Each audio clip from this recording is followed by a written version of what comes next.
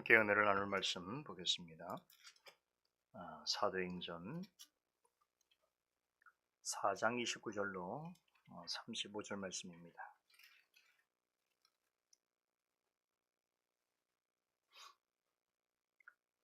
봉독해 올리겠습니다. 주여, 이제도 저희의 위협함을 하감하옵시고 또 종들로 하여금 담대히 하나님의 말씀을 전하게 하여 주옵시며 손을 내밀어 병을 낫게 하옵시고 표적과 기사가 거룩한 종 예수의 이름으로 이루어지게 하옵소서 하더라. 빌기를 다음에 모인 것이 진동하더니 무리가 다 성령이 충만하여 담대히 하나님의 말씀을 전하니라. 믿는 무리가 한 마음과 한 뜻이 되어 모든 물건을 서로 통용하고 제 재물을 조금이라도 제 것이라고 하는 이가 하나도 없더라. 사도들이 큰 권능으로 주 예수의 부활을 증거하니 무리가 큰 은혜를 얻어 그 중에 핍절한 사람이 없으니 이는 말과 밭과 집 있는 자는 팔아 그 판 것의 값을 가져다가 사도들의 발 앞에 두매 저희가 각 사람의 필요를 따라 나눠 주미로라.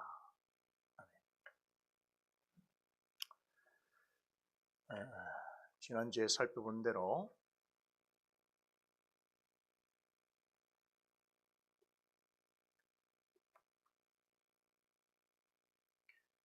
사내들인 법정에서 풀려난 베드로와 요한은 그 길로 동역자들에게로 돌아갔습니다. 그간 사내들인 법정에서 겪은 일들을 회상하면서 공연들로부터 예수의 이름으로 무엇을 전하거나 가르치지 말라라고 하는 명령을 받았다고 그들에게 보고했습니다.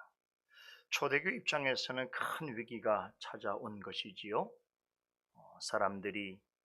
사도들이 예수 그리스도의 복음을 전혀 전할 수 없거나 가르치지 못한다면 큰일이 아닐 수 없습니다.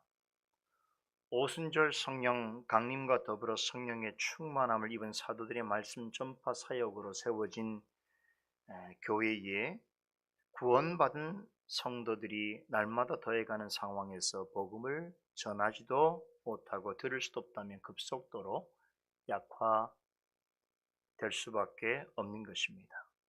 이제 막 역사 속에서 탄생하여서 힘있게 세워져 가는 초대교회에 엄청난 불행과 좌절을 안길 만한 일입니다. 그러나 초대교회 성도들은 우리 예상과 달리 대단히 침착하고 심지어 평온해 보이기까지 했습니다.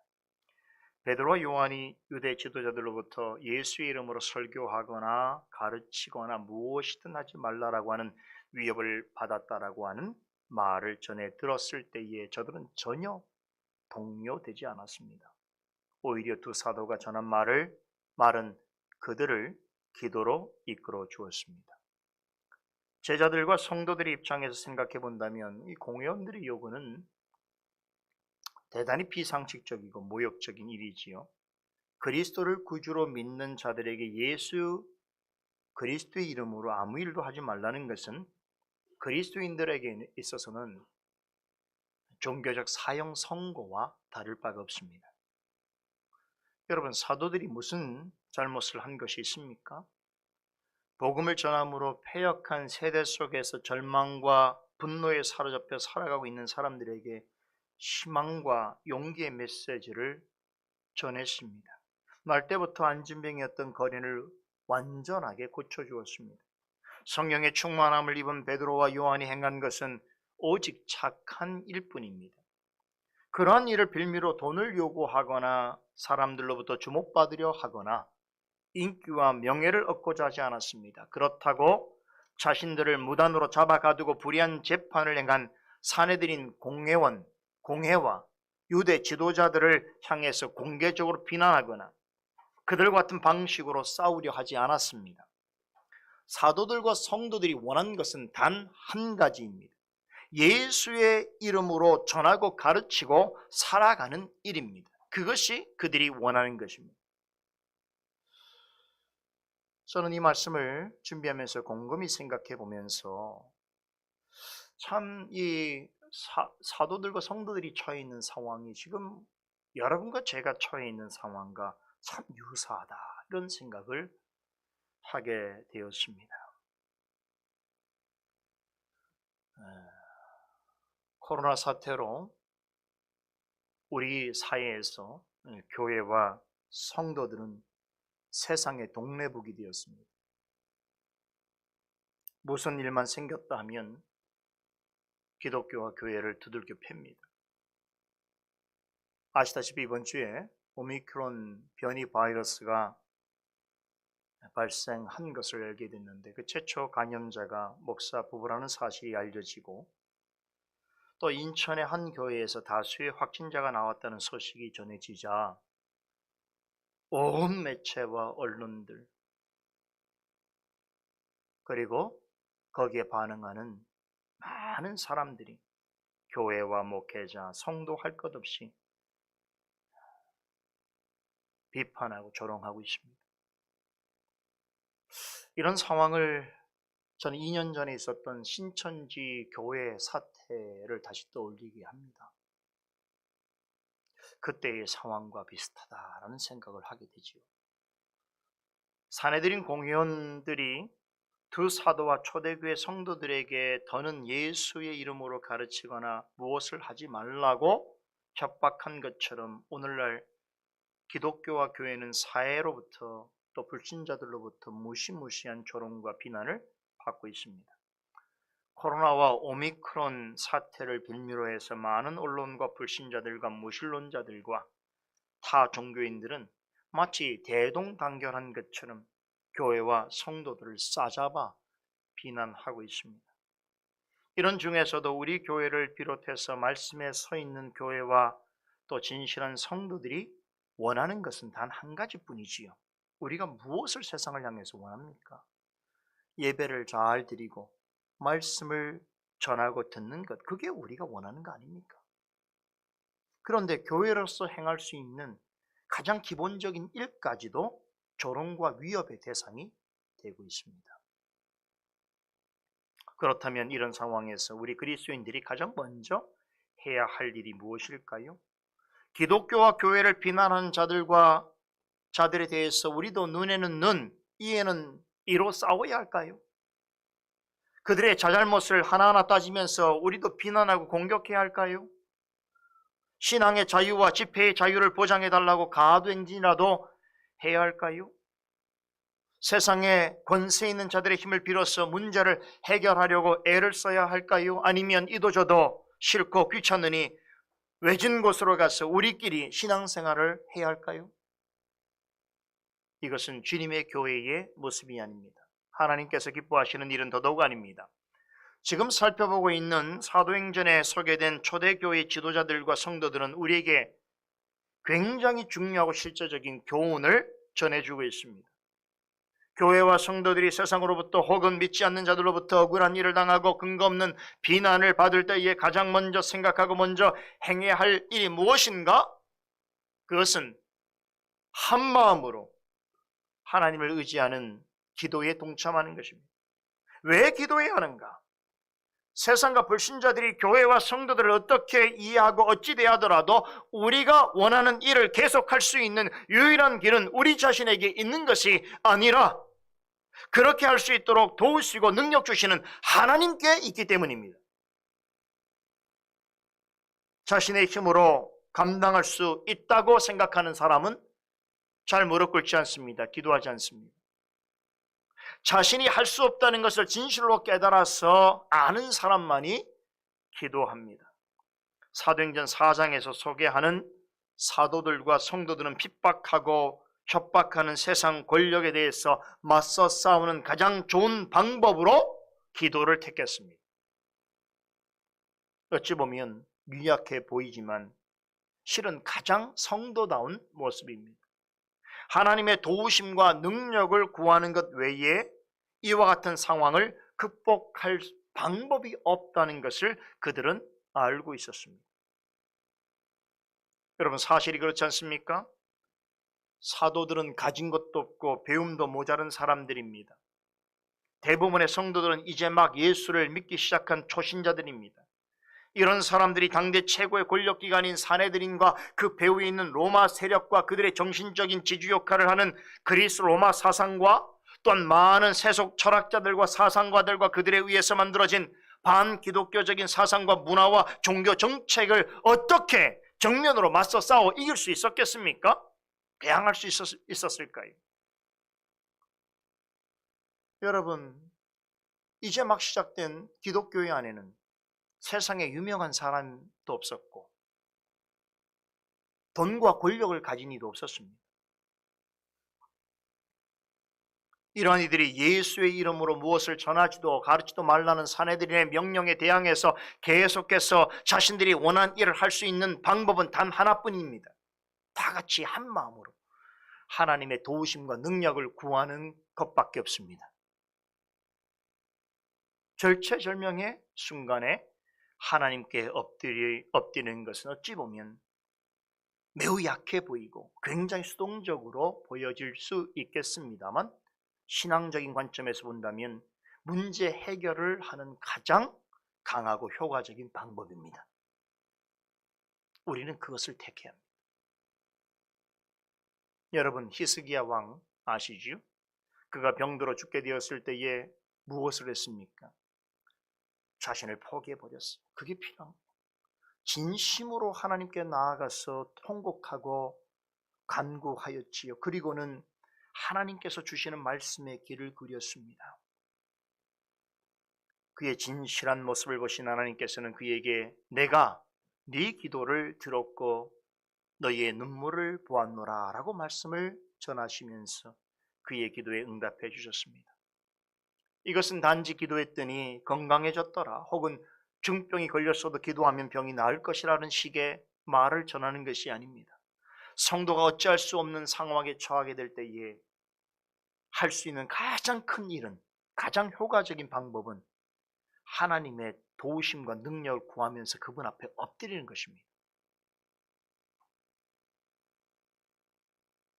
이것은 하나님의 자녀만이 할 수 있는 특권이기도 합니다. 무슨 일이 있을 때마다 교회와 성도 전체를 향해서 싸잡아서 욕하고 비난하고 위협하는 말들을 쏟아내는 것은 놀랄만한 일이 아닙니다. 왜냐하면 그건 세상의 본성이기 때문입니다. 그런데 그런 일 때문에 정작 교회가 해야 할 일을 하지 않고 복음을 전하는 일과 듣는 일과 배우고 확신하는 일을 중단하거나 포기한다면 그것은 세상과 불신자들에게 지는 것입니다.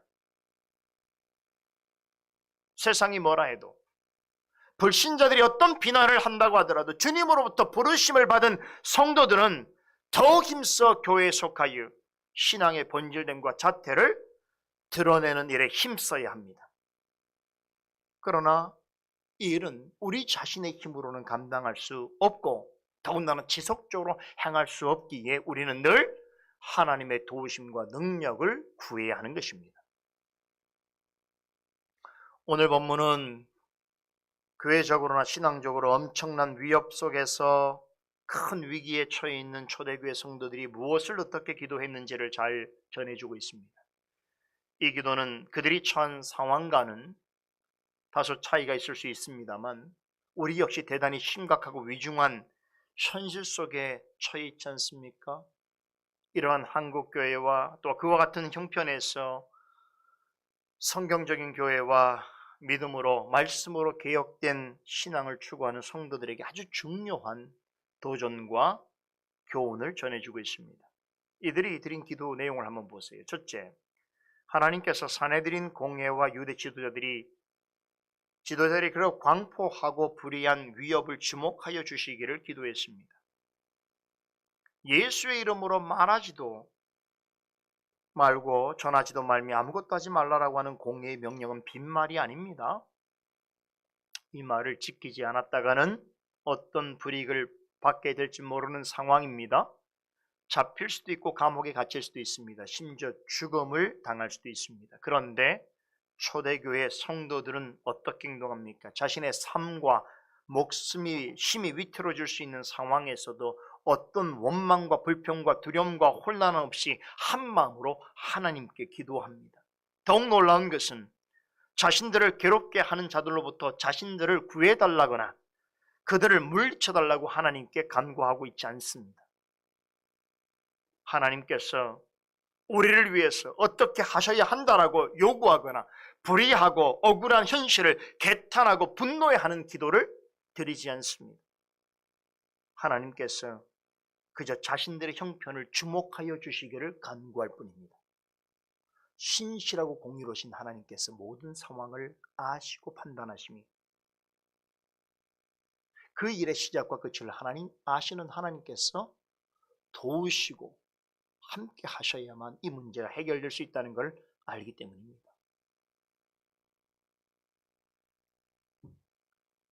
히스기야 왕이 자기 자신을 하나님께 온전히 내맡겼듯이 이들은 모든 문제의 원인과 결과를 하나님께 맡기며 기도에 전념하고 있습니다. 둘째로 종들로 하여금 담대히 하나님의 말씀을 전하게 하여 주시기를 기도하고 있습니다. 유대 지도자들이 협박한 내용과 정반대의 기도를 하고 있지요. 그들은 분명 예수의 이름을 전하지도 가르치지도 말라고 했습니다. 그런데 성도들은 뭐라고 기도합니까? 사도들이 더 담대함을 가지고 계속해서 말씀을 전할 수 있도록 그렇게 하나님께서 도와주시기를 간구하고 있습니다.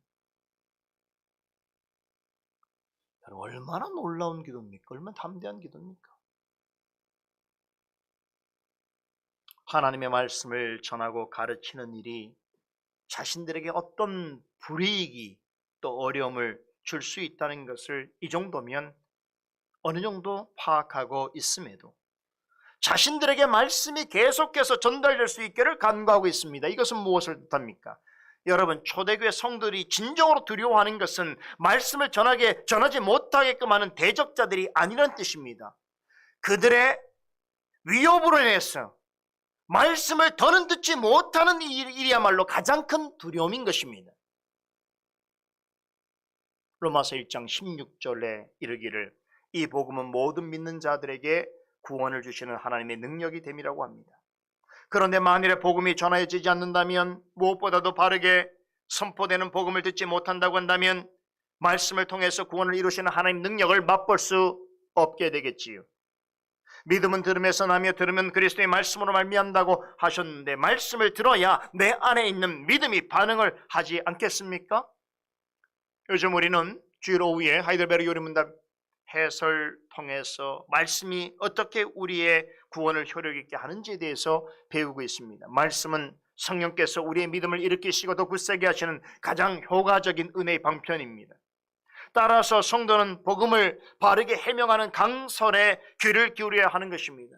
성령께서는 담대하게 선포되는 말씀을 통해서 듣는 자로 하여금 주인임을 깨닫게 하시고 하나님 앞에 겸손하게 나오게 하시고 하나님께로 이끄시고 그분의 가르침에 복종하게 하십니다.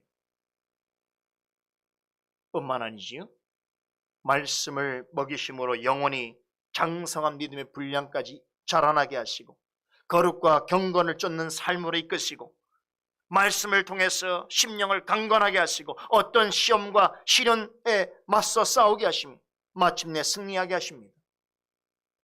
설교는 사람이 전하는 일 같아도 성령께서 그것을 사용하셔서 하나님의 뜻을 밝히고 은혜를 전달하십니다. 그러기에 사도 바울은 데살로니가전서 1장 5절에서 이렇게 말했습니다. 복음은 말로만 이르는 것이 아니라 오직 능력과 성령과 큰 확신으로 전하는 것이라고 했습니다. 사도 바울이 말로 복음을 전하지만 그것은 내 말로 하는 것이 아니라 성령께서 능력과 확신으로 전하게 하시는 것이라고 고백하였던 것입니다. 베드로 사도는 베드로전서 1장 12절에 이르기를 설교를 가리켜서 하늘로부터 보내신 성령을 힘입어 복음을 전하는 자들로 너희에게 전하는 것이라고 그는 말했습니다. 설교는 철저하게 성령의 사역과 관련되어 있습니다.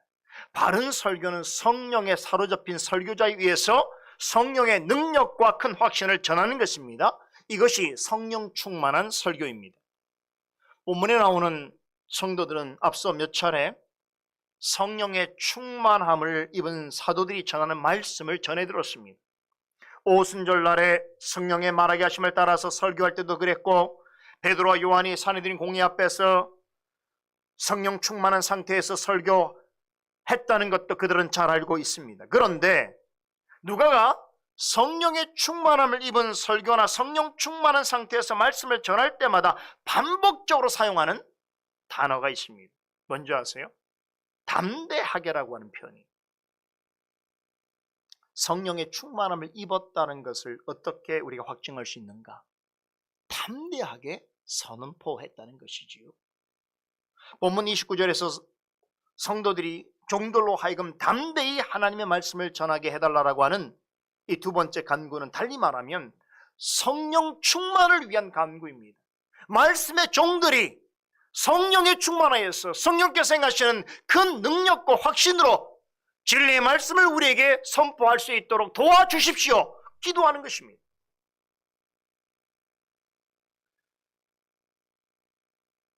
여러분, 말씀을 전하는 자가 성령 충만하다면 성령께서 주시는 능력과 확신으로 말씀을 담대히 전할 수 있습니다. 말씀을 듣는 사람이 성령 충만하면 어떤 상황에서도 말씀을 사모하면서 말씀 듣기를 갈구할 것입니다. 말씀을 전하는 위치에 있지 않더라도 내가 목사이거나 또한 내가 선교사이거나 어떤 직분자가 아닐지라도 말씀 성령이 충만한 성도는 받은 말씀을 누군가 함께 나누기를 원하고 그 말씀으로 살아가기를 힘씁니다. 여러분, 그런 성도는 성령 충만한 성도입니다. 성령 충만한 성도는 말씀을 결코 부끄러워하지 않습니다. 말씀을 방해하는 일들이 많고 말씀을 듣지 못하게 하는 비난과 위협이 있을지라도 담대하게 행동합니다. 말씀을 듣고 배우고 확신하는 일에서 결코 중단하지 않습니다. 여러분, 1세기 초대교회와 21세기 현대교회 사이에는 비교되는 점이 많겠습니다만 가장 큰 차이점 중에 하나는 말씀에 대한 태도에서 나타납니다. 1세기 교회를 보세요. 처음 기독교회가 탄생했을 때 그 교회를 보세요. 말씀에 대해서 엄청 담대했습니다. 사도들만 그런 것이 아니에요. 성도들도 비록 그들이 교리와 신학은 잘 몰랐어도 성령의 충만함을 입은 성도들은 어땠습니까? 말씀에 대해서 담대했습니다. 그러나 오늘날 교회는 말씀에 대해서 비겁한 태도를 보입니다. 초대교회 성도들은 최고 권력자 앞에서 전혀 두려움을 갖지 않았습니다. 예수의 이름으로 전하지도 가르치도 말라라고 하는 위협을 받고도 사도들은 우리는 보고 들은 것을 말하지 아니할 수 없다라고 전하였는가 하면 성도들은 주님의 종들로 하여금 담대히 하나님의 말씀을 우리에게 전하게 해달라고 간구했습니다. 그러나 오늘날은 어떻습니까? 권력자와 정부와 힘 있는 자들이 교회를 향하여 무엇라고 말하면 겁부터 먹습니다. 교회부터 문 걸어 잠글 생각부터 합니다. 조그만 어려운 일이 생기면 교회에 가지 않아야 할 이유부터 머릿속에 떠올립니다.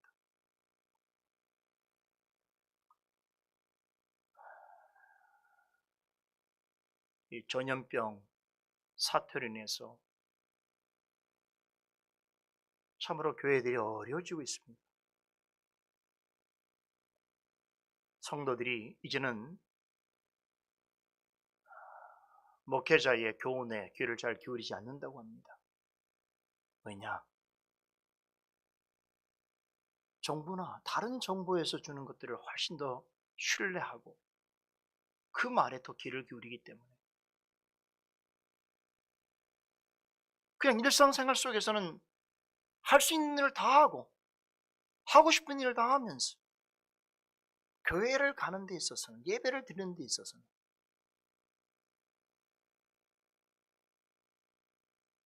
마치 질병본부에서 나온 사람들처럼 행동한다는 거예요. 교회는 가지 않아야 된다는 것이죠.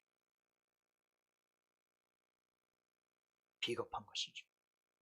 비양심적인 것이죠.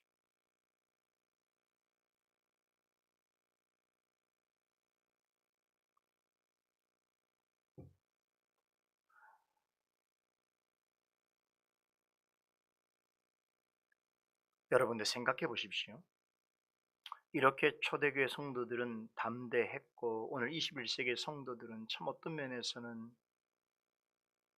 덜 담대한 것처럼 담대함의 결핍이 나타낸 것처럼 보입니다만, 그런데 사실은 말이죠, 얼마 전까지만 하더라도 이런 담대함의 결핍은 예수님의 제자들이 보였던 모습입니다.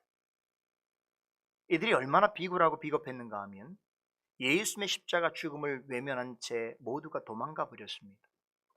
사람들이 자신들이 예수님의 제자였다는 것을 알아볼까 두려워서 예수님을 부인하기까지 했습니다.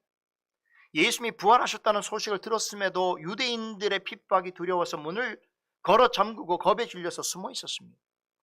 이랬던 사람들이 오순절 성령 강림 이후로 완전히 변했습니다. 성령의 충만함을 입게 되자 위협하는 대적자들 앞에서도 성령의 뜻을 따라서 능력과 확신으로 담대하게 복음을 전하는 자리에 있게 되었습니다. 우리에게는 왜 이런 변화된 모습을 잘 볼 수 없는가? 왜 오늘날 교회와 성도들은 이토록 담대하지 못한가? 우리가 생각해 보게 될 때에 오늘 두 번째 기도의 제목인 종들로 하여금 담대히 하나님의 말씀을 전하게 하여 주옵소서라고 하는 기도는 여러분 오늘 우리에게 더 간절히 절실히 요구되는 기도인 것입니다. 여러분들이 해야 될 기도예요. 초대교회의 성도들이 해야 될 기도가 아니에요. 우리의 기도의 제목이 되었단 말이죠. 셋째로, 표적과 기사가 예수의 이름으로 이루어지게 해달라고 간구했습니다. 우리는 성령의 큰 능력이 나타날 때에 표적과 기사가 동반된 일들을 우린 기억합니다. 오순절 날에 성령께서 임하셨을 때에 사도들은 배운 적이 없는 강지역 나라 방언으로 복음을 전했습니다. 이것은 분명히 초자연적인 이적이지요. 그로 인해서 사도들이 전하는 복음을 듣고서 그날만 해도 세례를 받고 그리스도의 제자가 되기로 결심한 유대인 남성 수가 3,000명이 넘었습니다. 그뿐만 아니죠. 그때 사도들은 많은 기사와 표적을 행했습니다. 사도행전 4장에서는 그 중에 한 사건을 집중적으로 소개하고 있습니다. 바로 40년 이상 안진뱅이로 있던 자를 단번에 고쳐준 사건입니다. 이 모든 기적들이 오순절에 강림하신 성령의 사역과 관련되어 있습니다. 사도들은 기적들을 행하시는 것을 가까이에서 지켜보았습니다. 초대교회 성도들도 여러 가지 기적을 실제로 목격했습니다. 그때는 지금과 비교할 수 없을 만큼 많은 기적과 표적과 기사가 나타났었습니다. 그렇지요? 하지만 조심해야 할 것이 있습니다. 초대교회에 나타난 기적을 모든 세대에 흔하게 일어날 수 있는 일로 일반화시켜서는 안 됩니다. 또 성령께서 일하시는 곳이라면 반드시 그와 같은 기적들이 나타나야 할 것을 기대하거나 또한 그렇게 추구해서도 안 됩니다. 그 이유를 히브리서 2장 4절은 이렇게 밝힙니다. 하나님도 표적들과 기사들과 여러 가지 능력과 및 자기 뜻에 따라 성령에 나눠주신 것으로 저희와 함께 증거하셨느니라. 여러분, 표적과 기사라고 하는 것은 사람의 상식으로는 이해할 수 없는 불가사의한 현상을 말하지요. 초대교회는 이런 표적과 기사들이 수반되었습니다. 그런데 히브리서 기자는 뭐라고 말합니까? 이것은 전적으로 하나님의 뜻에 의한 일이었다고 말합니다. 다시 말해서 초대교회에 일어났던 많은 표적과 기적은 사람이 원해서 사람이 뜻대로 이루어진 것이 아니고 하나님의 뜻에 따라서 성령께서 나눠주시니라고 말합니다. 이때 일어난 모든 표적과 기사는 성령의 뜻을 따라 나타난 것입니다. 다시 말해서 하나님의 뜻에 따라 성령께서 일으키신 것입니다. 그런데 성령께서 이러한 것들을 일으키신 목적이 무엇인가? 우린 이것을 잘 알아야 합니다. 말씀을 듣는 청중들로 하여금 말씀의 의미를 이해시키고 설득시키기 위해서입니다. 성령께서 표적과 기적을 일으키셨다고 하더라도 그것은 언제나 말씀을 드러내는 보조적인 수단으로 행하신 것입니다. 오늘 본문 3절에 보면 손을 내밀어 병을 낫게 하시고 하옵시고 표적과 기사가 거룩한 종 예수의 이름으로 이루어지게 하옵소서라고 하는 이 기도를 보게 되면 당시 성도들이 구한 기적과 기사와 관련해서 굉장히 중요한 두 가지 사실을 우리에게 알려주고 있습니다. 첫째는 성도들 자신이 표적과 기사를 일으키고자 기도한 것이 아니라는 것입니다. 고린도후서 12장 12절에 따르면 사도 바울은 표적과 기사를 행한 것은 사도된 표라고 말합니다. 즉 사도로서 부르심을 받은 자만이 위임받은 특별하고 놀라운 능력이라는 것이지요. 사도들이 일으킨 표적과 기사는 그들이 주님으로부터 직접 부르심을 받았고 또 그들이 받은 사도 직분이 정당하다는 것을 입증해 주는 표와 같은 것입니다. 그러니 누구도 사도의 표를 가질 수 있다고 생각하는 것은, 즉 사도들처럼 그런 표적과 기사를 일으킬 수 있다고 생각하는 것은 큰 착각입니다. 사도의 표는 사도시대가 종결됨과 동시에 사라졌다고 보아야 합니다. 이것이 전통적인 개혁교회가 사도들의 표에 대해서 생각하고 있는 보편적인 이해입니다. 둘째로, 사도들이 행한 표적과 기사는 오직 예수 그리스도 이름으로 행해졌습니다. 베드로가 성전 미문에 앉아있는 안진뱅이를 고칠 때에 은과 금은 내게 없거니와 내게 줄 수 있는 것으로 내게 주노니 곧 나사렛 예수 그리스도의 이름으로 걸어라 라고 명했을 때에 예수 그리스도의 이름으로 걸라고 외친 것은 안진뱅이를 진짜 고친 것이 자신이 아니라 그리스도의 이름을 밝힌 것입니다. 이렇게 사도들은 자신들이 행하는 표적과 기사는 자신들의 능력이 아니라 예수의 이름으로, 즉 예수의 권능으로 이루어지게 지는 것임을 확신하였습니다. 또한 그렇게 고백했습니다. 이렇게 사도들이 행하는 기적과 표적에는 어떠한 의료적인 행위나 수단도 동원되지 않았습니다.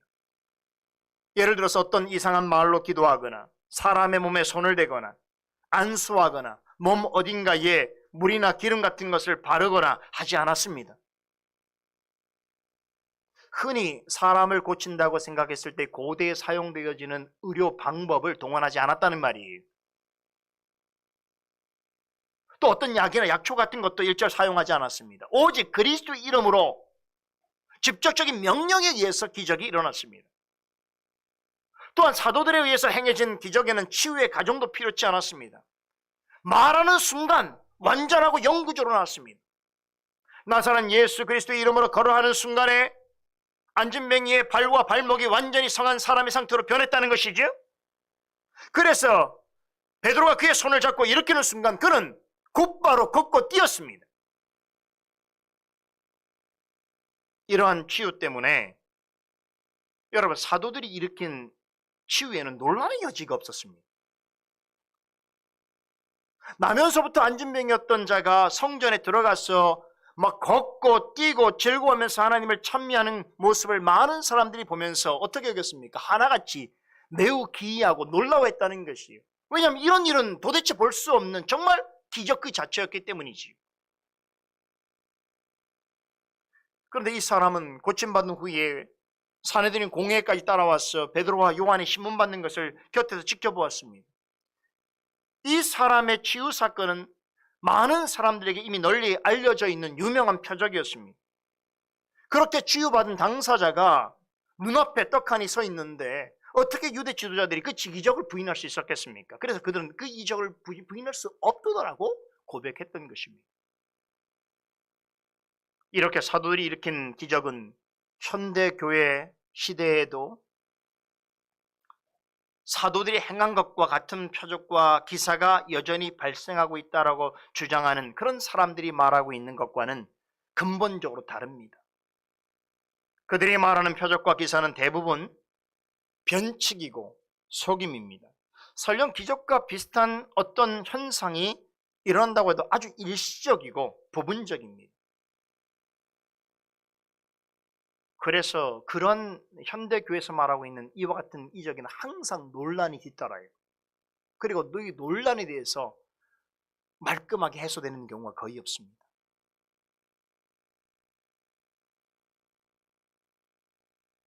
여러분, 그러한 것들은 성령의 뜻에 따라서 행한 것이 아닙니다. 성령께서 예수 그리스도의 이름으로 행하게 하시는 표적과 기사는 언제나 말씀이 참되다는 것을 확증하고 증명해 줍니다. 다시 말해서 사람들로 하여금 기적 자체에 눈을 돌리게 하는 것이 아니라 말씀을 통해서 그리스도에게로 향하게 합니다. 베드로와 요한의 모습을 보세요. 그들의 관심은 안진뱅이를 일으키는 기적이 있지 않았습니다. 예수 그리스도를 통해서 이루시는 하나님의 큰 일을 설명하고 선포하는 데 온통 집중했습니다. 기적을 행한 이후에 그들의 설교는 어땠습니까? 자신들이 행한 기적에 대해서 일절 언급하지 않았습니다. 어떤 방식으로 이루어졌고 어떤 계기가 됐는지 그들은 설명하지 않습니다. 오직 그 일을 통하여 드러내시는 하나님의 계획과 그리스도께서 이루신 구원을 담대하게 선포했을 뿐입니다. 그들에게 있어서 기적은 결국 하나님의 큰 일과 그리스도께서 행하신 구원을 설복하고 설득하고 해명하고 확신시키는 그런 수단이었던 것입니다. 지금까지 초대교회 성도들이 한 마음으로 소리 높여서 기도한 세 가지 간구의 내용을 살펴보았는데요. 한마디로 요약하자면 이 세 가지 간구는 결론적으로 세상 권세자들과 불신자들의 비난과 위협 가운데서도 뭘 해달라는 거예요. 한마디로 하나님의 말씀을 전하고 들을 수 있게 해주세요. 이걸 지금 기도한 거예요. 이게 우리가 원하는 거예요. 이게 그렇게 잘못된 것입니까? 이게 비난받을 일입니까? 이걸 해달라고 하는 거예요, 지금.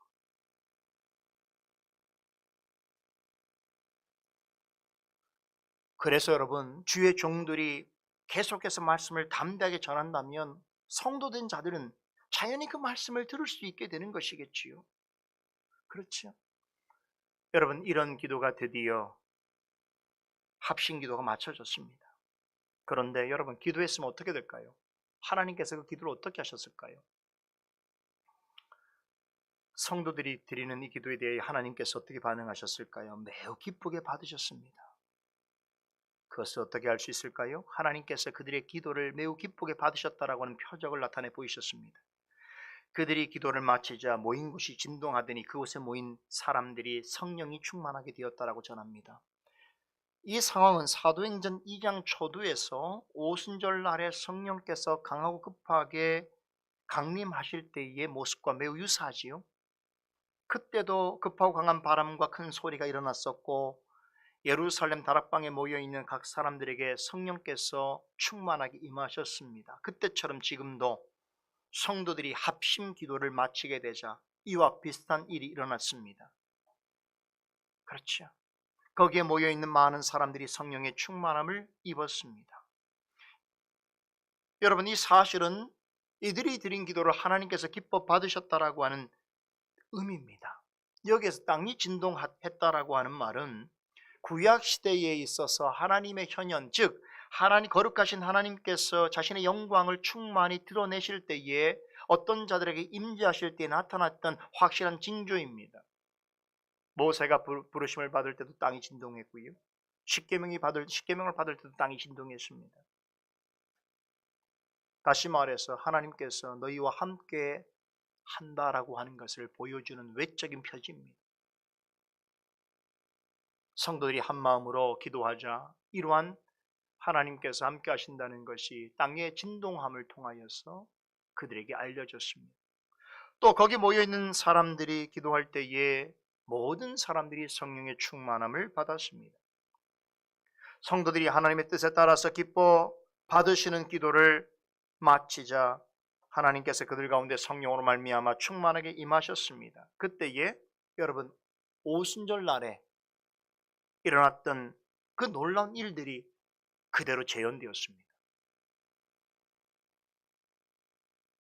함께 기도에 참여한 사람들은 누가 뭐라 하지 않았는데 한마음 한뜻이 되어서 자신의 소유를 자기 것이라고 주장하지 않고 모든 것을 나누었습니다. 그렇게 함으로써 모인 사람들 중에 가난한 사람이 한 사람도 없게 되었습니다. 땅이나 집을 가진 자들은 그것을 팔아서 그 판 돈을 가져다가 사도들의 발 앞에 놓고 사도들은 각 사람에게 필요한 대로 나누어 주었습니다. 여러분, 이 모습은 우리 구약시대에 있었던 한 제도를 떠올리게 합니다. 레위기 25장에 보면 희년 제도라는 것이 있습니다.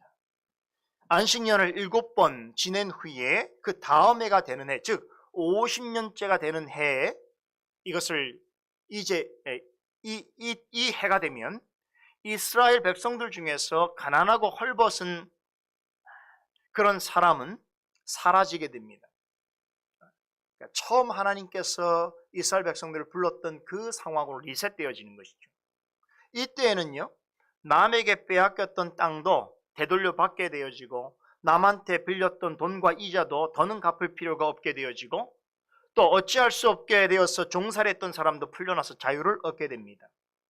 오순절 날에 성령의 오심을 기다리면서 기도하던 예루살렘 다락방에 모인 사람들이나 오늘 본문에 나오는 것처럼 한마음으로 소리 높여서 기도하던 사람들도 성령의 충만함을 받았죠. 그러자 저들은 누가 시키지도 않았는데 자발적으로 구약시대의 희년 제도의 정신을 실천했습니다. 이 일은 오직 성령의 충만함을 입은 성도들이 모여있는 진정한 하나님의 나라는 과연 어떤 모습의 나라인가를 보여주는 일종의 예표인 것입니다. 흠과 티가 없는 하나님 나라에서는 가난한 자, 소외된 자, 포로된 자, 병든 자, 고통하는 자가 없다는 것이지요. 그 나라에서는 보이는 물질과 소유에 그 백성들이 매이지 않는다는 것이지요. 하나님의 거룩한 통치 아래에서 영적으로든 물질적으로든 하나가 된다는 것입니다. 오직 하나님의 통치가 이루어지는 성령의 충만함을 입은 자들이 모여있는 하나님 나라의 본래 모습이 이렇다는 걸 보여주는 거예요. 그들은 하나님의 거룩한 사랑 가운데서 한 마음과 한 뜻을 가지게 됩니다. 그리고 그리스도 안에서 서로 완벽하게 연합되게 되지요. 이것은 오직 하나님의 특별한 은혜와 성령의 권능 있는 역사에 의해서만 가능합니다. 사도행전 2장과 4장에 거의 같은 패턴으로 소개하고 있는 이 놀라운 사건에는요, 담겨있는 영적 의미와 또 우리에게 주어진 실천적 의미가 있습니다. 이 부분은 다음 주에 조금 더 여러분에게 말씀을 전해드리려고 합니다. 이제 남은 시간 동안은 사도행전 2장과 4장에 소개된 내용 중에서 한 가지 공통점과 다른 점을 말씀드리면서 마칠까 합니다. 사도행전 2장과 4장에서 모든 물건을 서로 통용하고 또 재산과 소유를 팔아서 각 사람의 필요에 따라서 나누어주게 된 일은 사도들이 말씀을 증거할 때 이루어졌습니다. 사도행전 2장과 4장에 각기 한 번씩 베드로의 설교가 나오는데 두 설교 모두 어디에 초점이 맞춰져 있습니까? 그리스도에게 맞춰져 있습니다. 그런데 4장에서는 2장의 설교에서 볼 수 없는, 들을 수 없는 그리스도에 대한 새로운 주제를 언급합니다. 바로 그리스도의 부활입니다. 본문 33절에서는 모든 사도들이 큰 권능으로 주 예수의 부활을 증거하였다라고 전하지요. 물론 사도행전 2장 31절에 보면 베드로가 그리스도의 부활에 대해서 잠시 언급한 부분이 나옵니다. 그런데 여기에서는 긴 설교의 도중 가운데 아주 짧게 언급한 것이지요. 그런데 본문 30절을 보면 이미 설교를 마쳤고, 그리고 그들이 자발적으로 자신들이 가지고 있는 것을 통용하는 그 상황에서 다시금 모든 사도들이 일성으로 메시지를 전달하는 거죠. 그게 뭐냐면 그리스도의 부활에 대한 것이. 모든 사도들이 한 목소리로 그리스도의 부활에 대해 집중적으로 전하였다는 것이.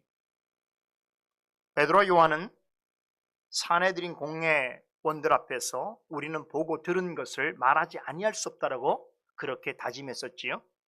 예수의 부활에 대해서만큼은 모든 제자들이 공통적으로 갖는 경험이 있습니다.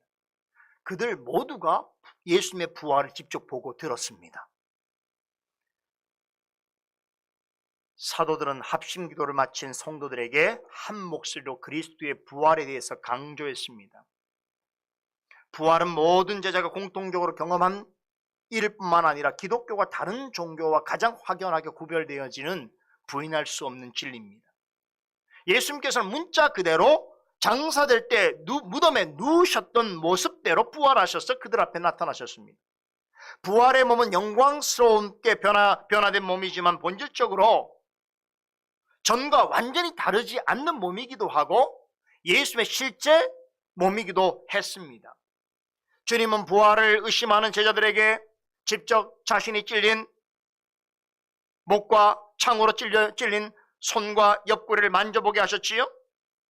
부활의 몸으로 제자들이 다 같이 모여있는 곳에 나타나셔서 그들과 함께 생선 한 토막을 드시기도 했었습니다. 왜 이런 일을 행하셨는가 하면 부활하신 예수님은 유령이거나 실제로 존재하지 않는 영으로 계시는 그러한 존재가 아니라는 것을 실제로 알려주기를 원하셨던 것입니다. 다시 말하면 너희들도 장차 경험할 부활의 모습이 어떠한지를 실증적으로 먼저 보여주신 것이 소망을 갖게 하신 것이죠. 부활 후에도 여전히 몸을 가지고 계시다는 것을 보여주셨습니다. 그럼에도 그 몸은 지금 우리가 가진 육체와는 전혀 다른 성격의 몸입니다. 그래서 어떤 일이 벌었습니까? 부활의 몸을 가지고는 닫힌 문을 열지 않고 통과하시기도 하고, 부활의 몸을 가지고 음식을 먹으시지만 배고픔 때문에 고통스러워하지 아니하시고, 상처를 간직하고 계시지만 고통을 느끼지 않는 몸이지요. 자, 그런데 부활을 생각할 때 이보다 더 훨씬 더 중요하게 알아야 할 사실이 있습니다. 여러분, 세상 사람들 중에서 예수님의 부활과 장차 우리 모두가 경험할 부활을 성경의 가르침대로 믿는 사람이 있을까요? 오직 온 인류 중에서 그리스도인밖에 없습니다. 잘 생각해 보세요. 성경에서 말하는 부활을 믿는 사람들이 있는가? 오늘날처럼 발전한 과학 시대에 과연 몸의 부활을 믿는 사람들이 있을까요? 여러분, 현대인만 믿지 않는 것이 아닙니다. 신약 성경이 기록되던 1세기 시대의 사람들도 부활을 믿지 않았던 것은 마찬가지입니다. 특히나 이방인들은요, 이 부활에 관한 사상이 전혀 기독교와는 달랐기 때문에 부활을 말하는 사람이 있긴 있었지만 많은 사람들은 부활을 영적인 부활만 생각했습니다. 육체적 부활은 부정했어요. 또 어떤 사람들은 부활 자체가 없이 사람의 존재는 죽음으로 끝난다고 생각했습니다. 이게 그리스 철학의 생각, 죽음에 대한 생각이에요.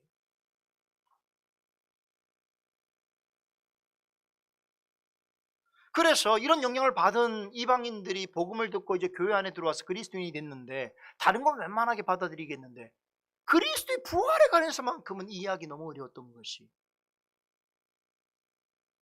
그런 일이 어디서 벌어졌죠? 고린도 교회에서 일어나지 않았습니까?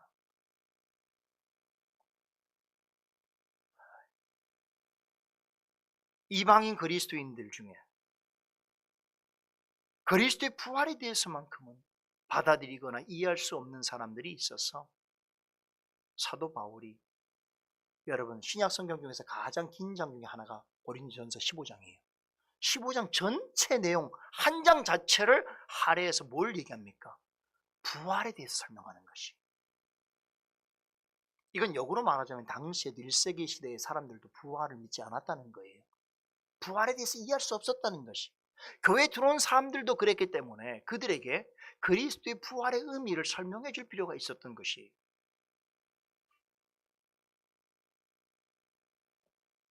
여러분, 만일에 그리스도께서 부활하지 않았다면, 부활이 사실이 아니라면 어떨까요? 기독교는 존재할 수 없습니다. 성경이 전하는 복음도 결국은 거짓이 되고 맙니다. 그 사실 때문에 사도는 고린도전서 15장에 보게 되면 이 사실을 매우 변증적인 방식으로 설명하는데, 만일 죽은 자의 부활이 없다면이라고 하는 가정적인 질문을 내세워서 그리스도의 부활이 참되다는 것을 설명합니다. 그러면서 만일 죽은 자의 부활이 없다면 어떻게 될 것인가? 이렇게 설명하지요. 만약 죽은 다음에 부활이 없다면, 죽어 있는 자가 부활하지 않는다면 우리가 전하는, 사도들이 전하는 복음은 다 헛것이 될 것이고 우리의 믿는 바는 다 헛될 것입니다. 무엇보다 우리 곧 그리스도인들은 세상에서 가장 불쌍한 자들이 될 것이다. 부활을 생각하면서 신앙생활하는데 부활이 없다. 저 산이 우리가 올라가야 될 산인 줄 알고 그렇게 오랜 시간을 힘과 열정과 물질과 모든 걸 쏟아가고 준비해서 그 산을 올라갔는데 그 산이 아닌 거예요. 얼마나 허무해요.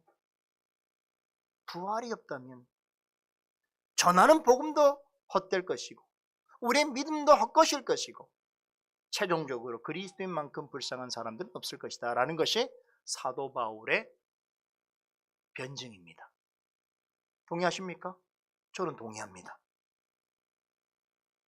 만약에 예수님이 부활하지 않았다면 사도들과 기독교회와 그리스도인들은 존재할 수 없었을 것입니다. 기독교회는 예수님의 부활을 경험한 제자들에 의해서 복음이 증거되면서 탄생했습니다. 제자들이 사도로서 온 세상에 복음을 전할 수 있었던 결정적인 계기는 예수님의 부활 사건에 있었습니다. 부활은 그리스도가 어떤 분인지를 최종적으로 입증해주는 가장 중요한 단서입니다. 부활은 문자 그대로 죽은 자들 가운데 살아난 것입니다.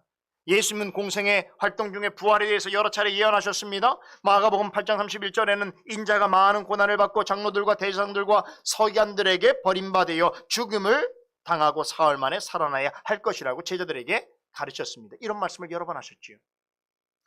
어떤 때는 여러분 요나 구약의 요나 선자가 물고기 뱃속에 3일 동안 들어갔다가 살아나는 일을 언급하시면서 우리 마태복음 배웠죠? 죽음 후에 사흘 만에 부활하실 것에 대해서 말씀하시기도 하셨습니다. 그러나 그렇게 말씀하실 때 그 당시에는 제자들은 예수님이 말씀하시는 부활의 의미를 제대로 깨닫지 못하고 있었습니다. 그런데 예수님의 부활과 오순절 성령 강림이 있은 이후에 일찍이 예수님께서 부활에 대해서 하셨던 말씀들이 모두 참이라는 것을 깨닫게 되었습니다. 그럼 죽은 자 가운데서 살아나신 예수님은 과연 누구인가? 사도 바울 로마서 1장 3절로 4절에서 이렇게 말합니다. 성결의 영으로는 죽은 자 가운데서 부활하여 능력으로 하나님의 아들로 인정되셨으니 곧 우리 주 예수 그리스도시니라라고 전합니다. 보세요. 죽은 자 가운데서 부활하신 예수님이 누구냐면 하나님의 독생자 아들이시고 동시에 우리를 다스리시는 주님이시고 우리를 죄에서 구원하시도록 하나님께서 기름 부으신 메시아라는 것이죠.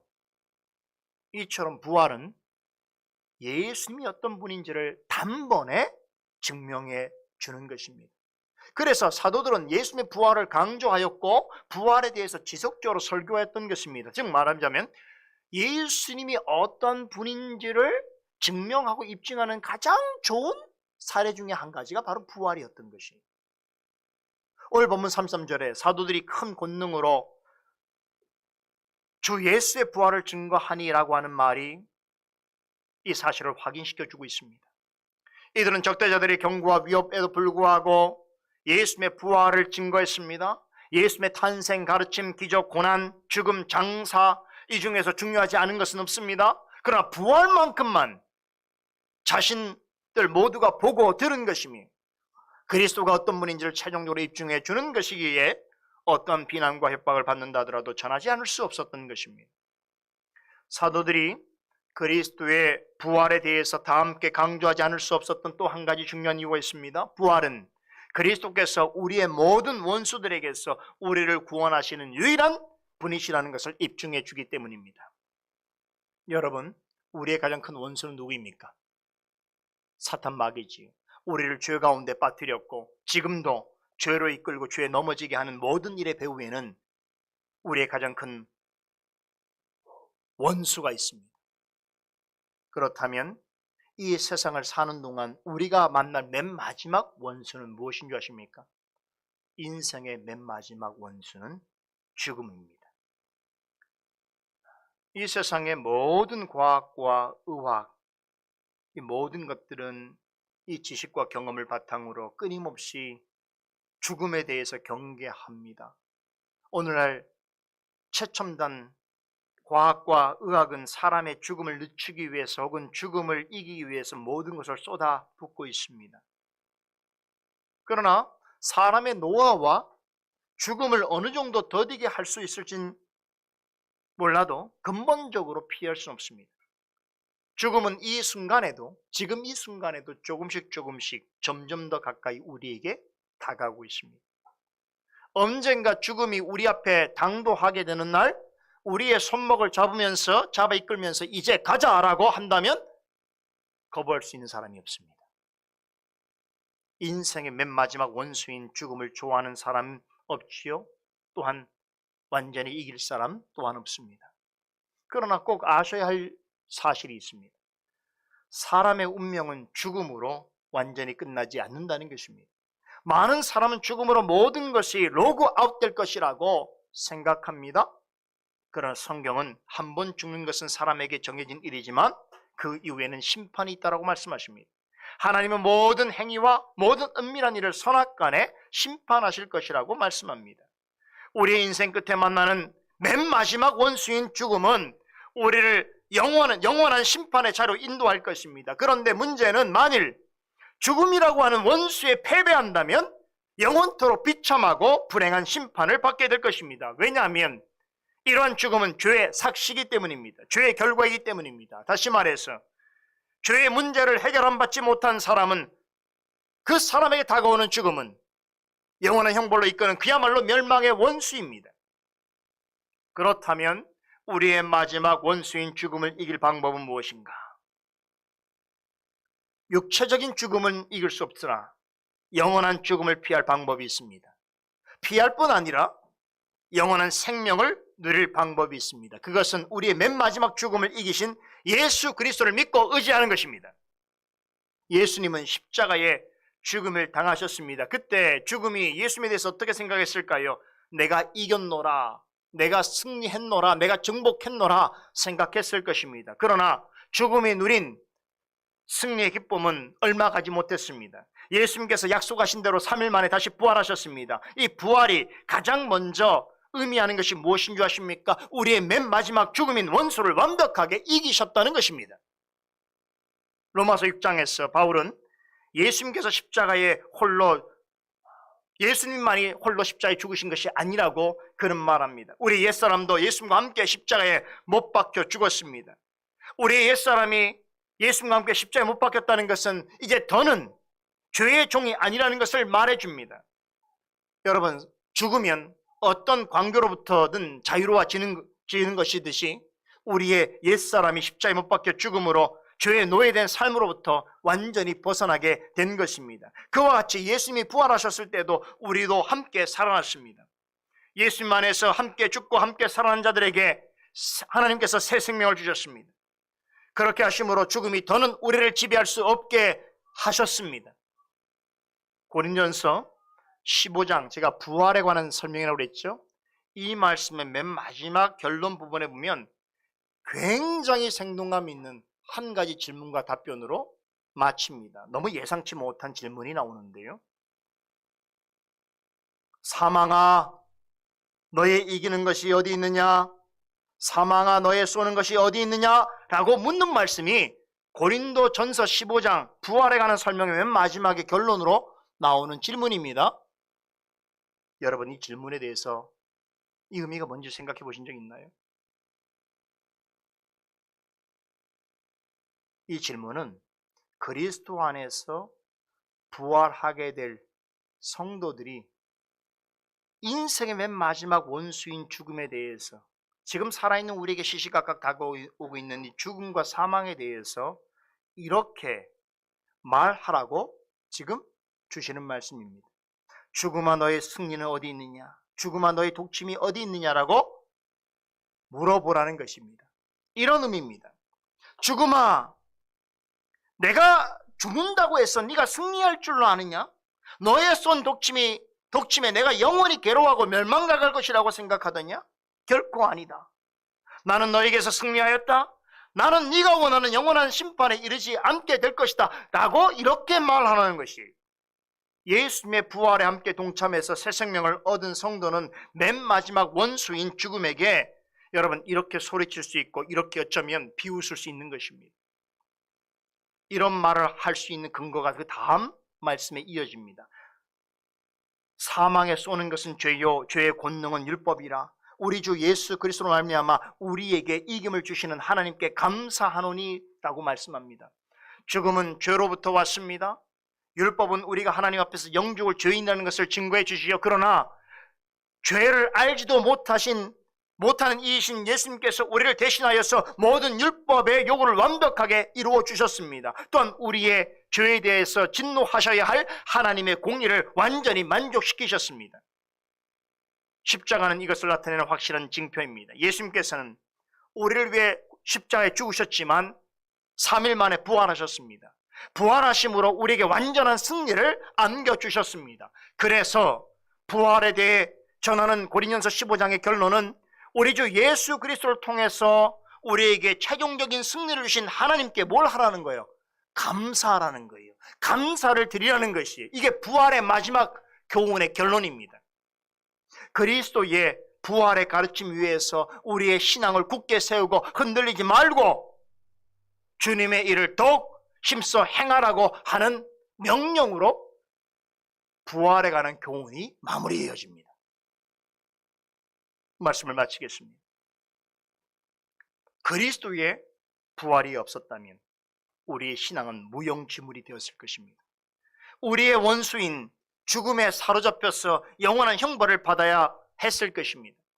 그러나 그리스도 안에 있는 자들은 죽음을 맞게 될지라도 언젠가 부활하신 그리스도와 같이 영화로운 몸을 얻어서 부활에 동참하게 될 것입니다.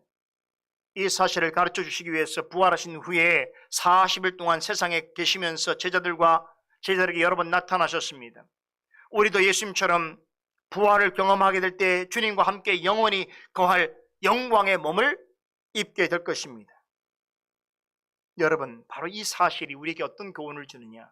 그러기에 지금 우리의 형편이, 처인 형편이 어떠할지라도 낙심하거나 좌절하지 말라는 것이, 어떤 고난과 가난과 재난과 우리의 늙어감과 죽음이라도 우리를 완전히 두렵게 하지 못할 것이라는 것이,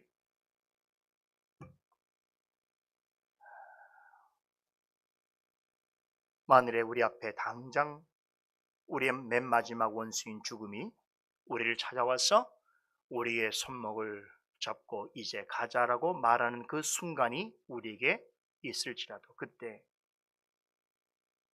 죽음아, 너의 승리가 어디 있느냐? 죽음아, 너의 독침이 어디 있느냐? 네가 이긴 것 같으냐? 그리스도로 말미암아 내가 이겼노라 라고 말할 수 있어야 한다는 거예요. 믿으십니까? 왜냐하면 예수 그리스도로 말미암아 죽음을 이긴 여러분과 저는 이미 그분 안에서 심판에서 생명으로 옮겨졌기 때문입니다. 그러므로 우리는 사나 죽으나 우리에게 부활의 몸을 주시고 주님과 함께 영원한 삶을 살도록 영광 중에 다시 오실 주님을 소망 중에 기다릴 수 있는 것입니다. 사도들이 큰 위기를 만난 그런 초대교회 성도들에게 큰 권능으로 주 예수의 부활을 한 몫으로 증거한 이유가 여기에 있습니다. 사도는 엄청난 위협 속에서 우리는 보고 들은 것을 말하지 아니할 수 없다라고 말했습니다. 여러분, 우리도 그리해야 하는 것입니다. 오늘날 교회와 성도들을 향해서 쏘아대고 있는 이 많은 비난과 박해와 광풍, 여러분, 이것이 아무리 거세게 우리에게 몰려온다 할지라도 부활의 복음에 대해서 성경 말씀을 통해서 우리가 보고 들은 것을 담대하게 전하고 가르치고 강조해야 합니다. 그리스도의 죽으심과 부활로 새 생명과 영생을 얻은 주님의 교회와 그 가운데 있는 성도들이 여러분이 마땅히 행해야 하는 일입니다. 그러할 때에 부활의 소망뿐만 아니라 지금 우리에게 필요한 하늘의 은혜와 축복을 베풀어 주실 것입니다. 기도하십시다.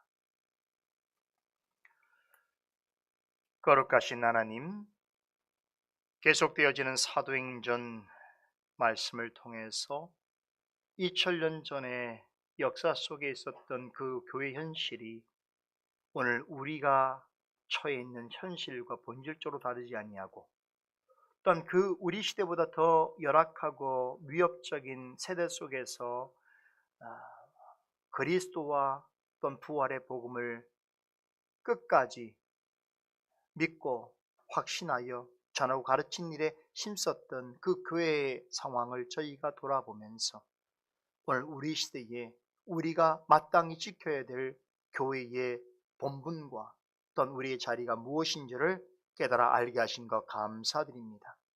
그 시대나 지금이나 모든 세상과 교회를 다스리시고 주관하시는 우리 주 예수 그리스도께서